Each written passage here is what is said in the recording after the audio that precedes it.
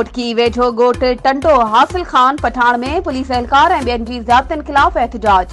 ख़बर मूजिब ॻोठ हासिल खान पठान वासी ॻोठाणनि जमालुद्दीन पठान, खाविद बख्श पठान, साजिद पठान, आरवी पठान ऐं ॿियनि एहतिजाजी मुज़ाहिरो कंदे मीडिया अॻियां दाहियो आहे त पुलिस एहलकार शाहनवाज़ पठान 25 जिरेब खां वधीक पयल ज़रई ज़मीन ते मुबैना तौर कब्ज़ो करे ड्यूटी दौरान घरनि मथां फायरिंग कई आहे ऐं मुख़्तलिफ़ केसनि में खेनि फासाइण जूं धमकियूं बि ॾेई रहियो आहे।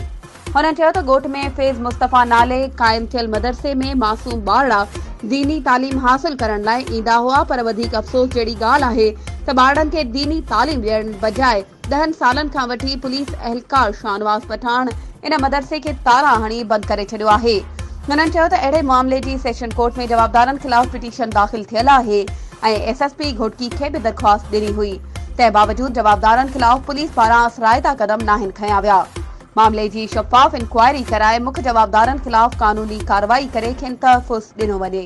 वधीक ख़बरुनि ऐं अपडेट्स जे लाइ असांजे चैनल खे सब्सक्राइब कयो ऐं हा, बेल आइकन खे प्रेस करणु न विसारिजो त जीअं असांजी हर नई अचण वारी वीडियो तव्हां ताईं पहुची सघे।